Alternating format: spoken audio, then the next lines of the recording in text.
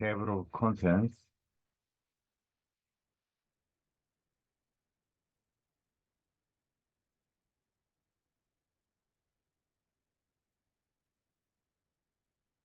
C. Direct democracy, where citizens themselves vote on laws and policies, still exists,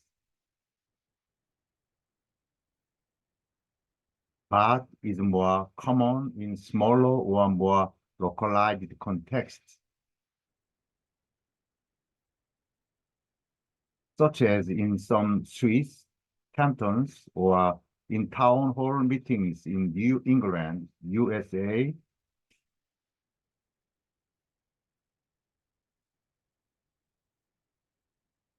Direct democracy is a form of governance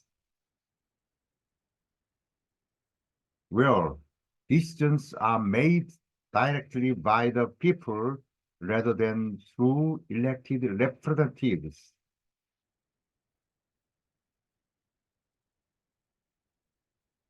While less common than representative democracy, especially at the national level, direct democracy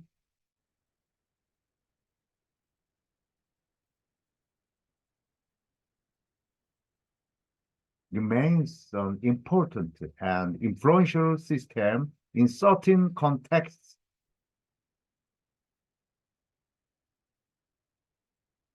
And is often seen as a way to enhance civic engagement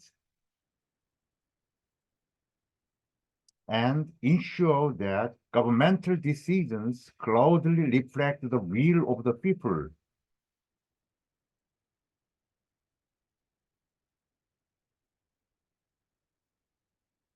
First, key features of direct democracy. Citizen participation. The hallmark of direct democracy is that citizens have the direct power to make decisions on legislative or policy issues.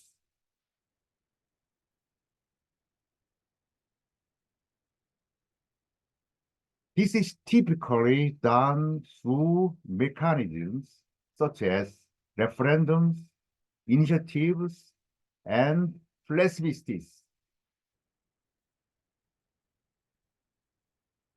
Referendum. A referendum is vote on a specific issue or policy decision. It can be initiated by the government, top-down, or by citizens, bottom-up, through a petition process. Initiative. The initiative process allows citizens to propose new laws or amendments to existing laws.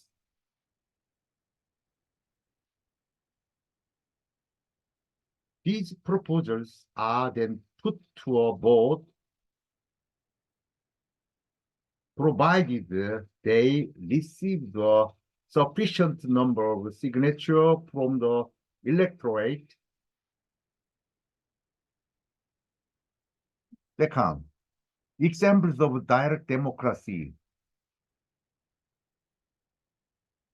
Swiss cantons. Switzerland is often cited as the foremost example of direct democracy. At vast federal and canton levels, Swiss citizens regularly vote on a variety of issues.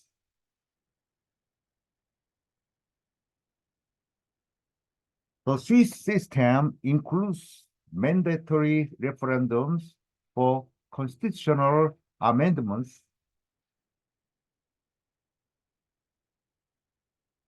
and optional referendums for law passed by the parliament. New England town meetings in the United States.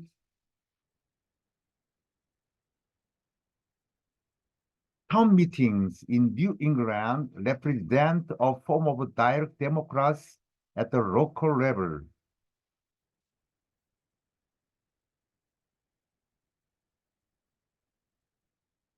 Residents of towns gather to make decisions on local issues, from budget allocations to policy matters. Third, advantages and challenges. Advantages. Direct democracy can lead to greater citizen engagement and empowerment.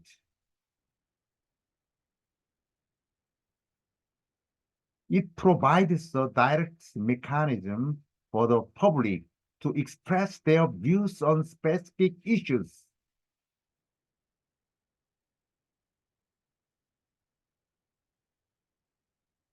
And ensure that government actions reflect the will of the majority.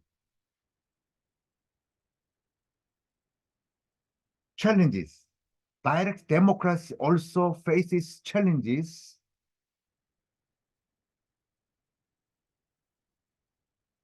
It can be impractical for large populations or complex issues.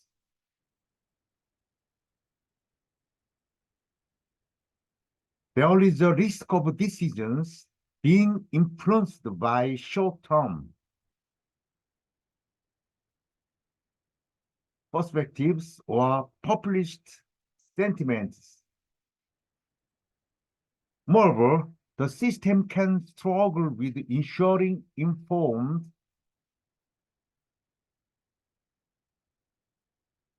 decision-making by the public and protecting minority rights against the tyranny of the majority.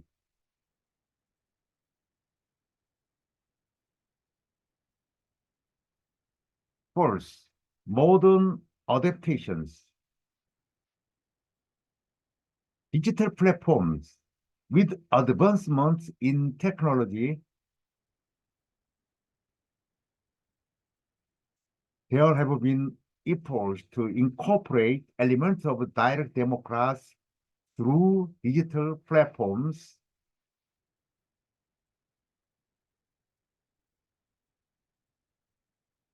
allowing for broader and more efficient public participation in decision-making.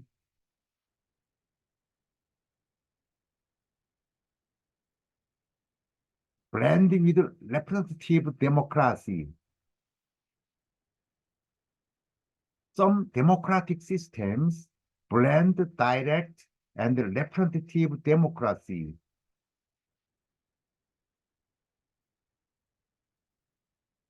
Using referendums and initiative as complementary tools to traditional representative governance.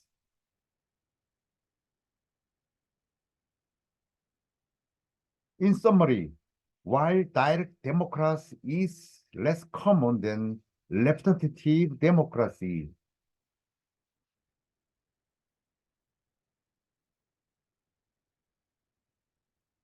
in the modern world, it remains a significant model of governance in certain contexts.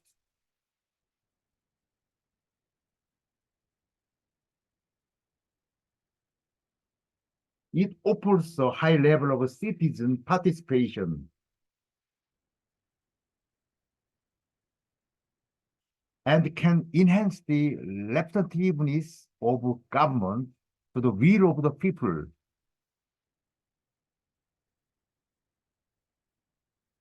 However, the application of direct democracy requires careful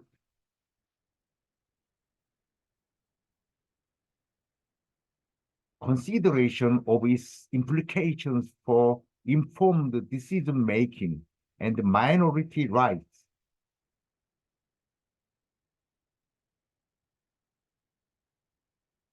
D. Key principles of democracy. First, popular sovereignty. The authority of government is created and sustained by consent of its people through their elected representatives.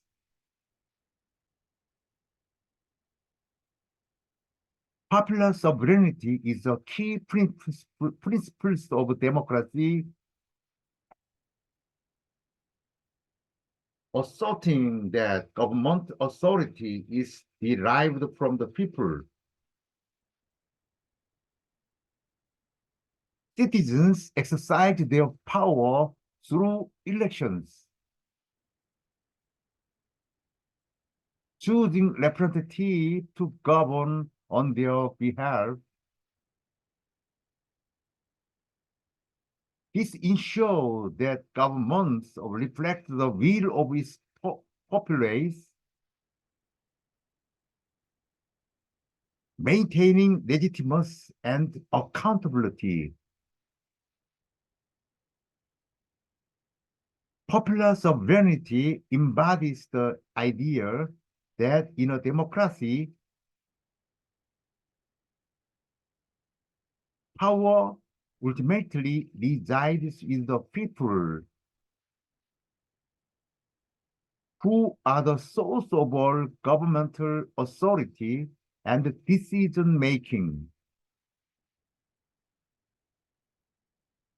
Second, rule of law. Everyone, including leaders, is subjected to and accountable under the law. The rule of law is a fundamental principle in democracies.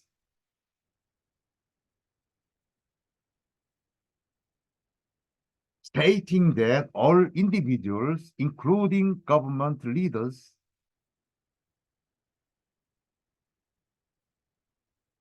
are subject to and accountable under the law.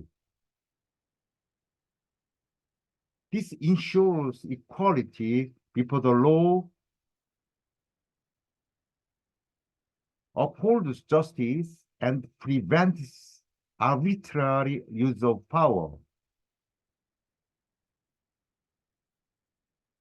It's crucial for maintaining a fair and just society, where laws are applied consistently and impartially, protecting the rights and freedom of all citizens.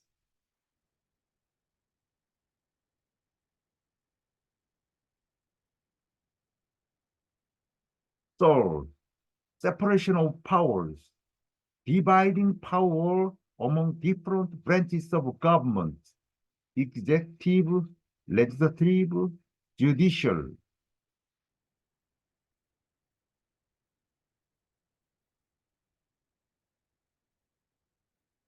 To prevent the concentration of power. The separation of powers in a democracy divides government authority among the executive, legislative, and judicial branches.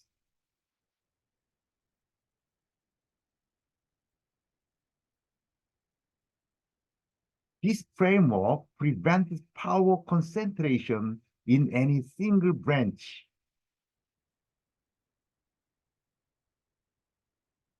ensuring a balanced and accountable governance structure. Each branch has distinct functions and responsibilities, promoting checks and balances,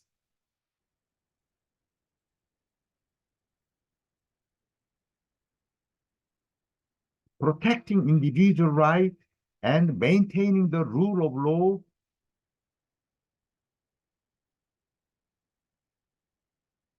This separation is fundamental for a functioning and fair democratic system.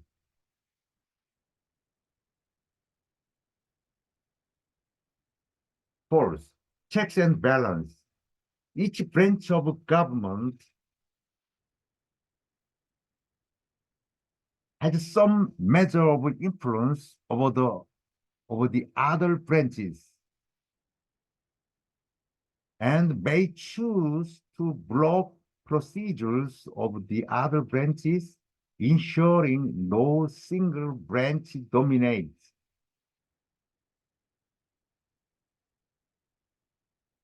And many checks and balance in a democracy ensure no single government branch becomes too powerful.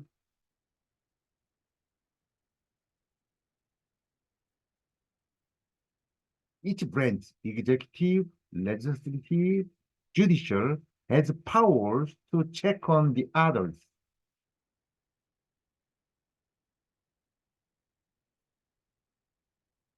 Like both betoning legislations, declaring laws unconstitutional, or confirming appointments. This system fosters accountability, upholds the rule of law, and maintains a balance of power.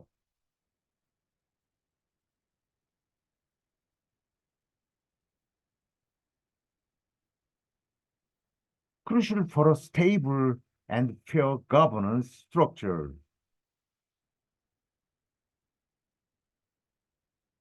Fifth, protection of rights and liberties. Democracies strive to protect the human rights and the civil liberties of all citizens.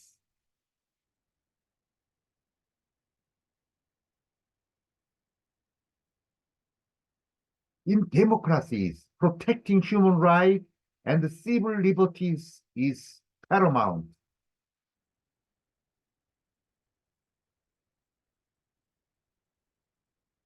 These systems are committed to safeguarding fundamental freedoms like speech, assembly, and religion, ensuring equal treatment under the law,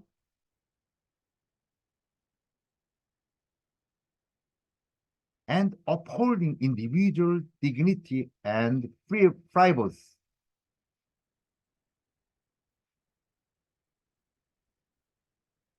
This protection is vital for empowering citizens, fostering diversity and pluralism, and maintaining a just and equitable society.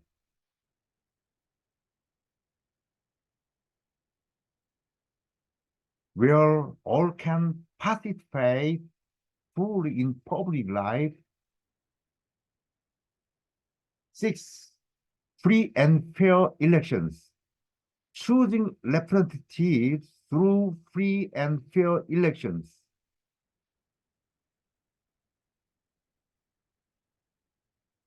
Is a key hallmark of democracy. Free and fair elections are fundamental to democracy, allowing citizens to choose their representatives in a transparent, equitable process.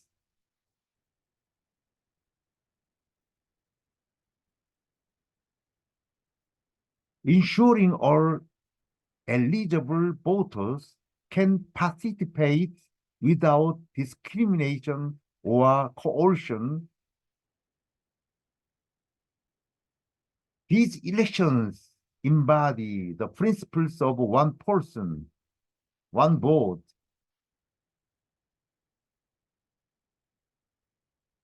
essential for legitimacy and public trust in government.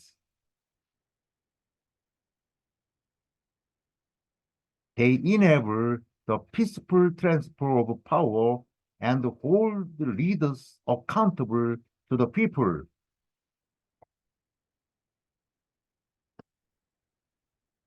Reflecting the true will of the electorate. Seventh, pluralism, encouraging the existence of diverse and competing interests and viewpoints. Pluralism is a key principle in democracy that acknowledges and encourages the existence of diverse and competing interests, opinions, and viewpoints within a society. This principle is grounded in the belief that a healthy democracy thrives on the richness of its diverse citizenry and the multitude of ideas and perspectives they bring to the public sphere.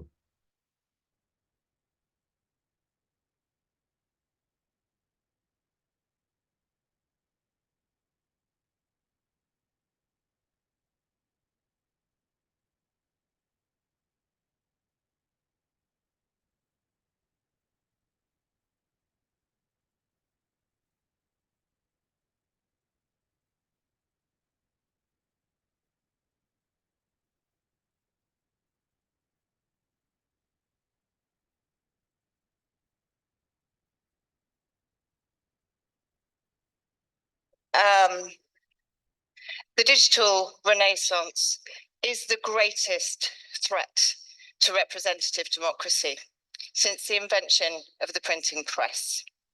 That's quite a big statement, especially bearing in mind what you've just heard. But I'm going to tell you why I believe this to be true. So in January last year, I received a phone call from this guy. This is John Bercow. He is the Speaker of the House of Commons. And he asked me to be a commissioner on his commission for looking at digital democracy, looking at how Parliament could use digital tools to better engage with everybody. And so we spent a year taking evidence from people from all backgrounds, all around the world, having a look at what was going on. And yeah, we found out that, of course, it's all about kittens and selfies and food, of course. But also, everyone is passionate about issues. They really care about things that matter to them.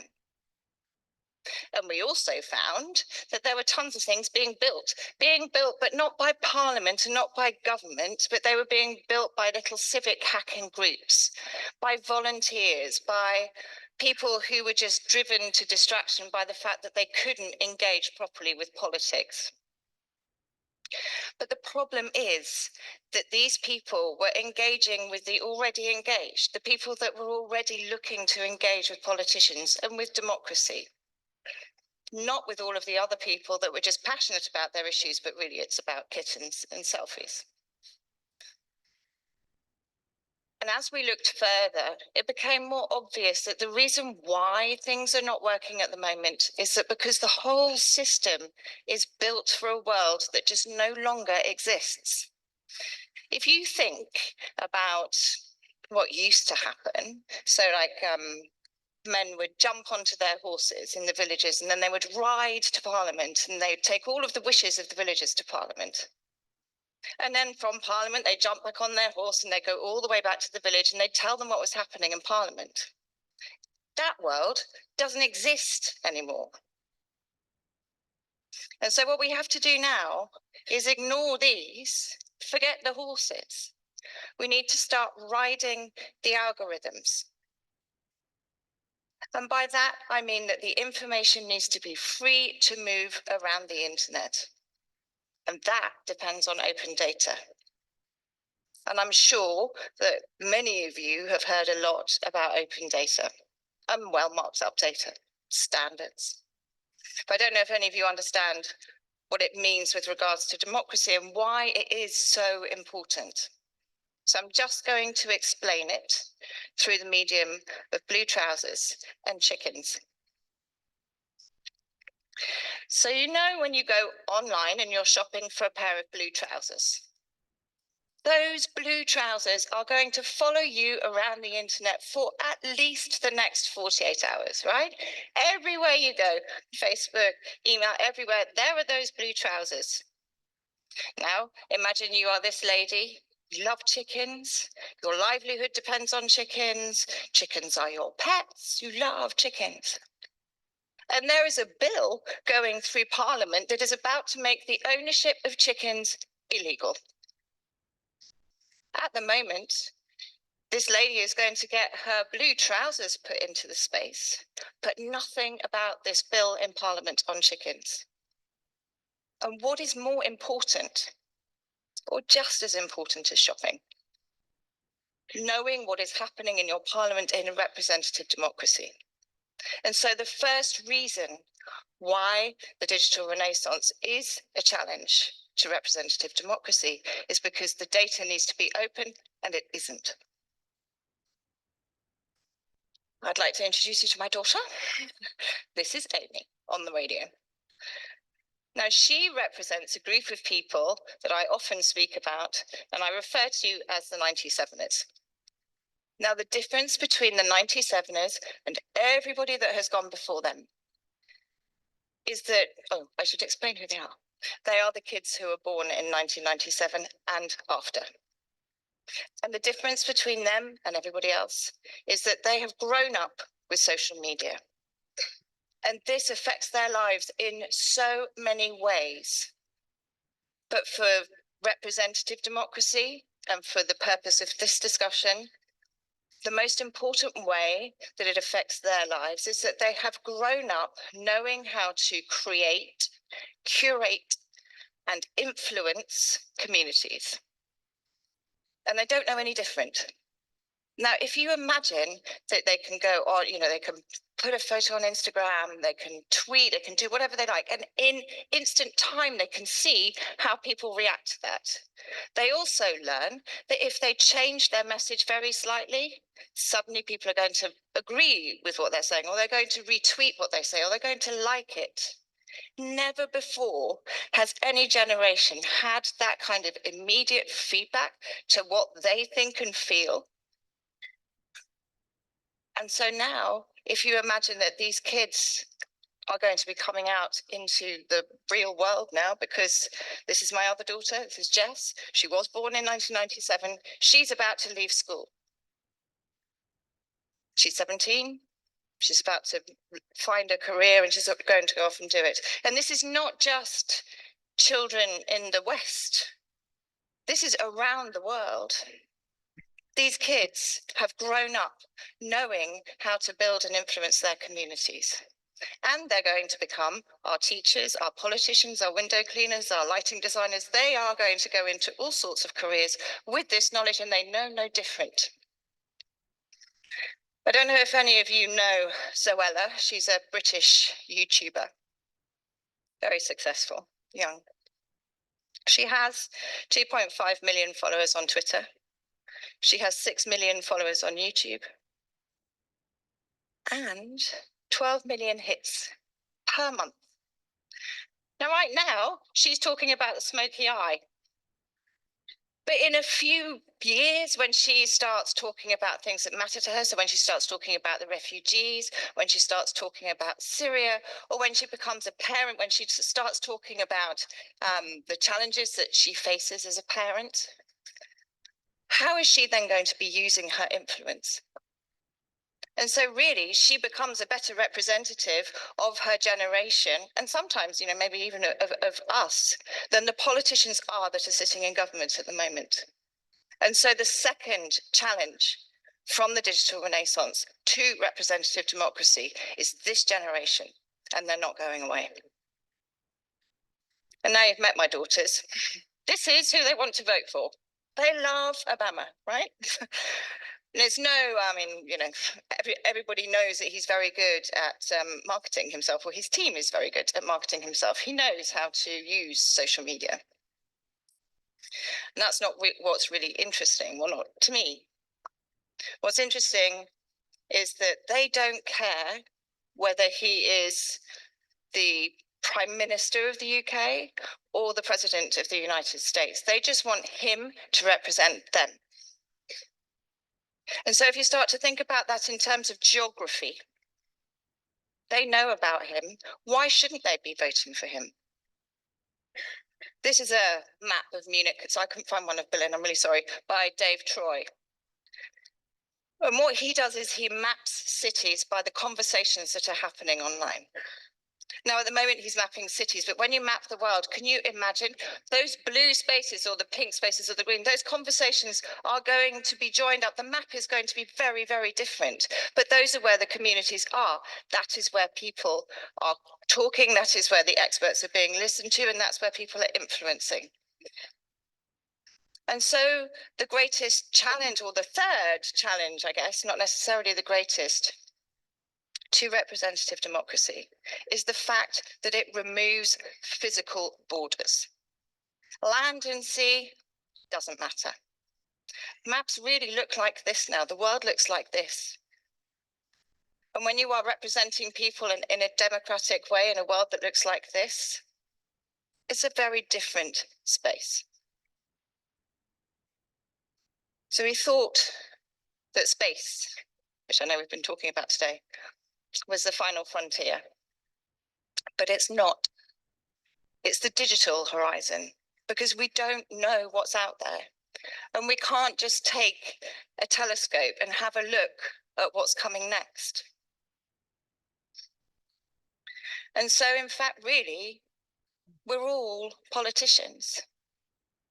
But let's not be politicians. Let's be emperors. But by being heads of state, there comes responsibility. Because representative democracy is broken. And when democracy breaks, dictators thrive. So we need to become emperors of passions, whatever we are passionate about, our issues that we care about. And we need to step up, and we need to teach, and we need to document, and we need to share. But we also need to be emperors of compassion. Because not knowing what's coming next is very, very scary. And for the 97ers and the kids that come after them, there is no status quo. They are naive super influencers in an unmapped space. And so we need to step up. We need to throw a cloak over the puddle of democracy so that they can make their own rules and they can step forward and they can start to create a more connected, compassionate world. Thank you.